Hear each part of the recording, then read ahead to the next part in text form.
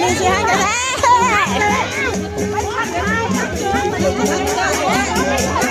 ้นี่ชาโซน5 บาทแม่คู่กัน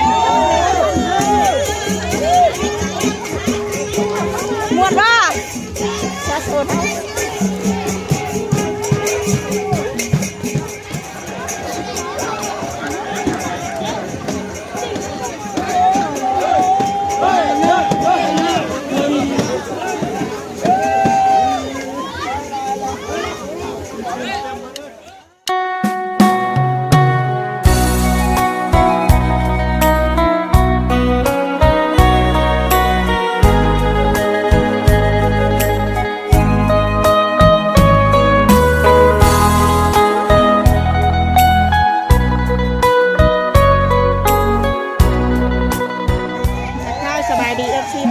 ทุกคนพบกับสาวบัวอีกแล้วเนาะมื้อนี้ก็มาห่วงงานทานเพื่อนหน่อยน้ำมูคูก็ไม่พี่น้องเลยเนาะกำลังหามเพื่อนหน่อยลงบัตรแห่ลงบัตรก็ไม่พี่น้องเลย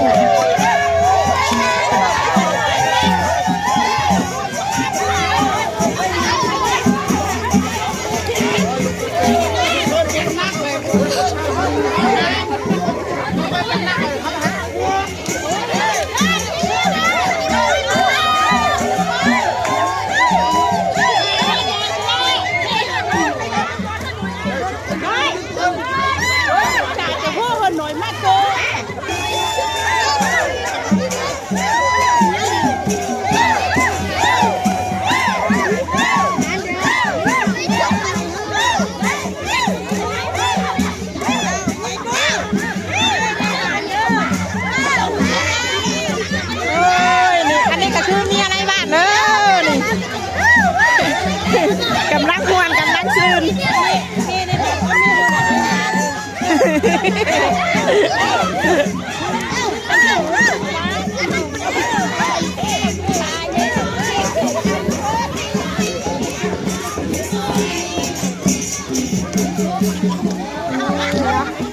่แต่มีงานสักโป่งนะทานเดือนหน่อยนะกะแต่เจ้ากะมาวันนี้หน่อยมาบันปุ๊บผิงเอาไข่นุกมากินเอาไข่นุกเอ้ยหน่อยถ้าไข่นุกอะตอนนี้กะฮอดบัตรแล้วฮอดหนาบัตรแล้วดูนิดหน่อยรอบเจ็บขนมนิดหน่อยกัน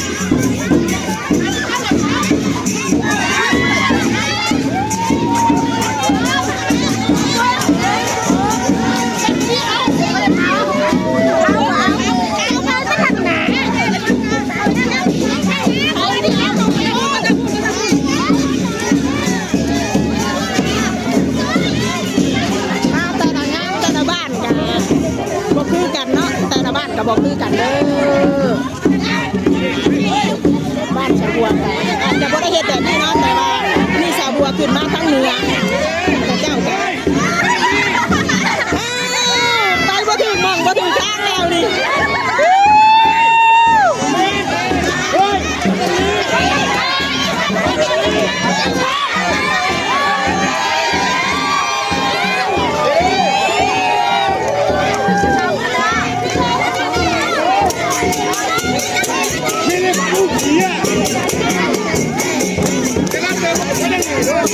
เป็นเลือดเลือด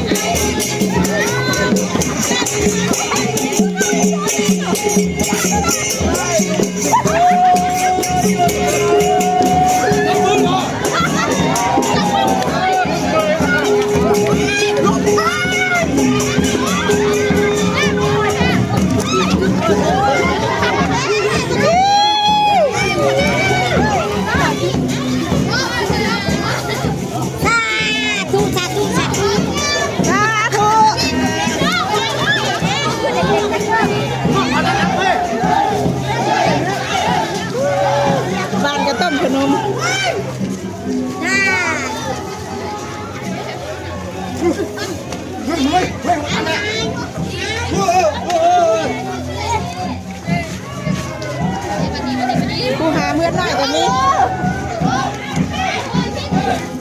นี่เนาะม่วนปะ เขินอายเด้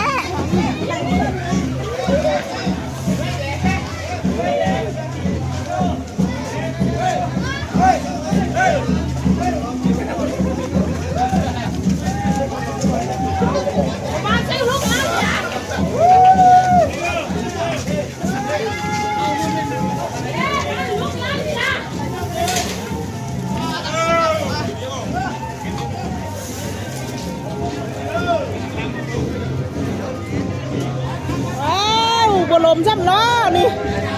ทางหอมบอก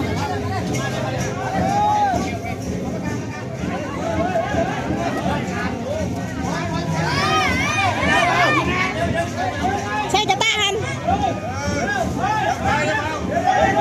แต่ละบ้านแต่ละบอนเฮ็ดบ่คือกันนะพ่อแม่พี่น้องนะ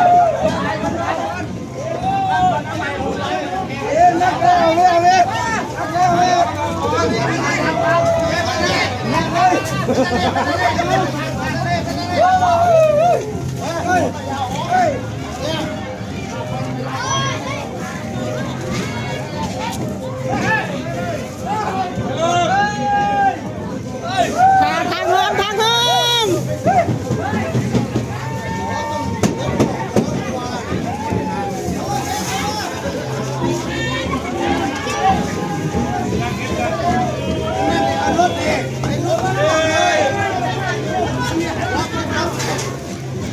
นี่กับนมไทยเด้อเนาะผ่านมาดินฝั่งลาวเนาะ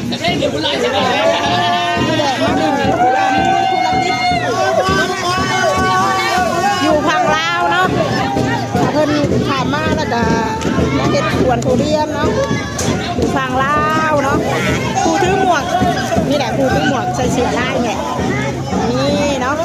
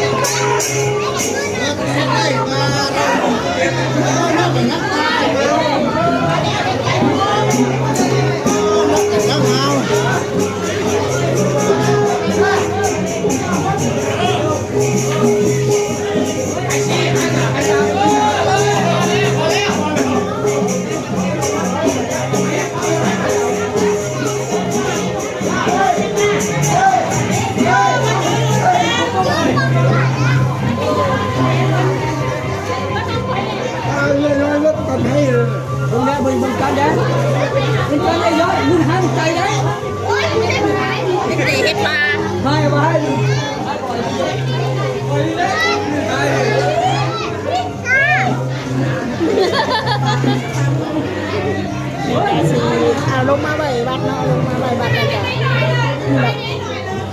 เจ้าของเนาะอันนี้ก็เป็นเจ้าภาพเป็นลูกสาวเนาะนั่งกับแม่ที่ได้เสียไปแล้วเนาะตั้งแต่ปีก่อนปีนี้ก็เลยทานเพื่อนน้อยให้ดูว่าทำบุญอะไรเนาะชาวบ้านชาวบุญเอิ้นว่าทำบุญแจกให้เพื่อนเนาะตอนนี้ก็แต่บวกกับบ้านอื่นมันไกลอาจจะบ่ฮู้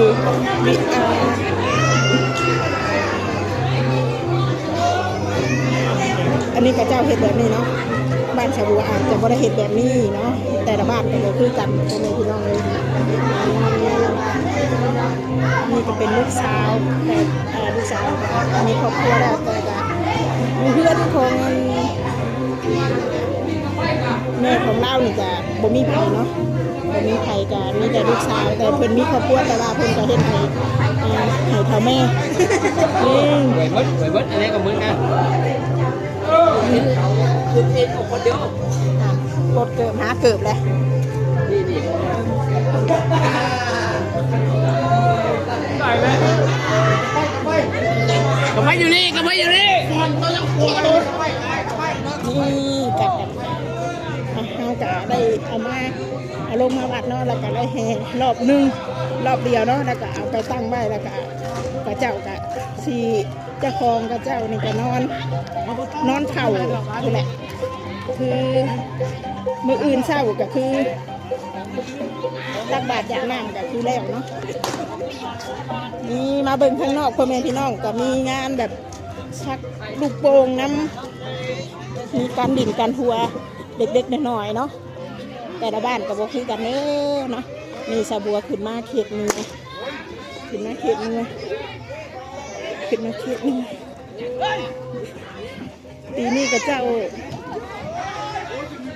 เฮ็ด2เพื่อนเนาะ2เพื่อนเด็ก2เพื่อน2หลังกระเจ้าเฮ็ดมาเบิ่งไอ้เว้นนี่เงินเท่าไหร่เงิน100 บาทพอบาทมาเบิ่งเพื่อนหลังนี้พ่อแม่พี่น้องก็จะเอากระแห่ลงคือกันเนาะ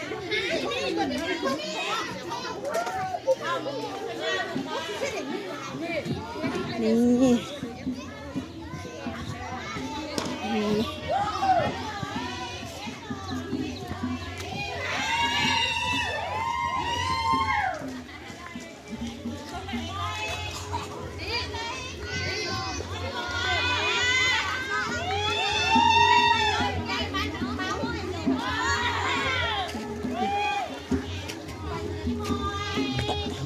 ทั้งเนื้อเนาะกับเจ้าเฮ็ดพร้อมกันเลย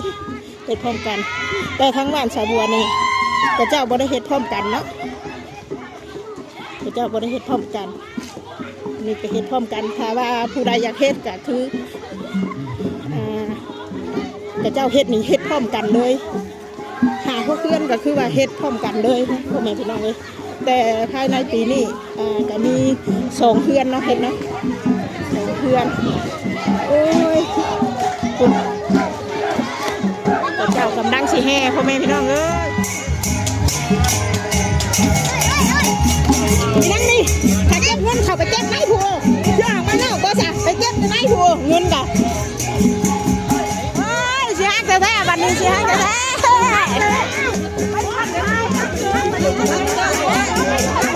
ๆนี่ชาโซนห้าบาทแห่คู่กันมวนว่าชาโซน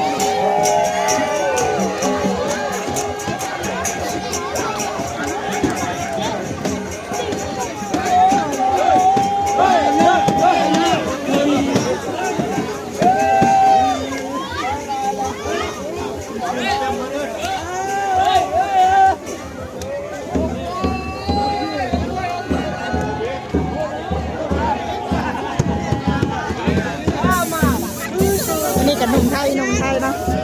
แต่มาอยู่ลาวมาเห็นเดียเป็นงานอยู่ฝั่งลาว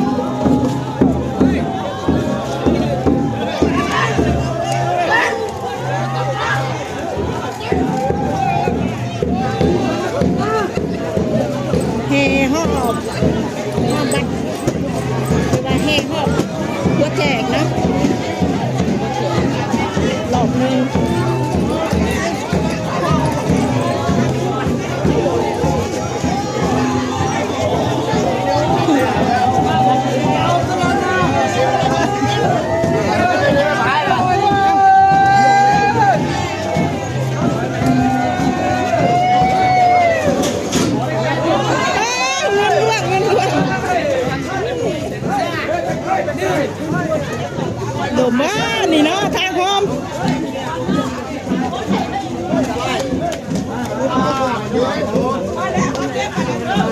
นี่ก็เป็นงานประเพณีแถบเหนือเนาะโบแมนพี่น้องเนาะแถบเหนือเด้อนี่เด้อโบแมนอยู่บ้านสาวบัวเด้อนี่เนาะนี่ก็จะเป็นแถบเหนือได้หมอกได้บอลอาจจะเฮ็ดบ่คือกันนั่นแหละ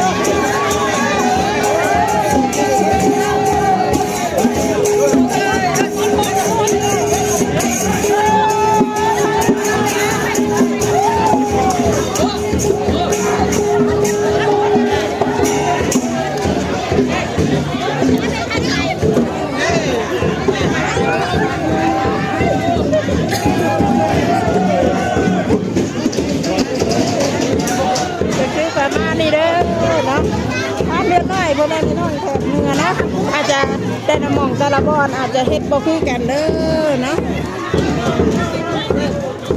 แต่ทางบ้านชาวบัวอาจจะไม่ได้เฮ็ดแบบนี้เนาะแต่ทางเหนือนี่กับเจ้ากับประเทศนี้กับเจ้าเฮ็ดแบบนี้เนาะก็ถือว่าม่วนไปคนละแบบพ่อแม่พี่น้องเด้อม่วนถือว่าคืนดีเนาะพี่น้องกับเจ้ามาแล้วตายแล้วมาจับมาโฮมกันมาดินมามวนน้ำกันคือประมาณนี้คือประมาณนี้นะจังใดก็ชาวบัวก็สิเอาไว้ชำนี้ก่อนเนาะฝากติดตามทุกอย่างที่ลงเด้อเนาะฝากทุกคนแชร์ก็มีกำลังใจให้ชาวบัวเฮ็ดคลิปต่อไปสำหรับคลิปนี้ขอกล่าวคำว่าสบายดีเด้อเนาะ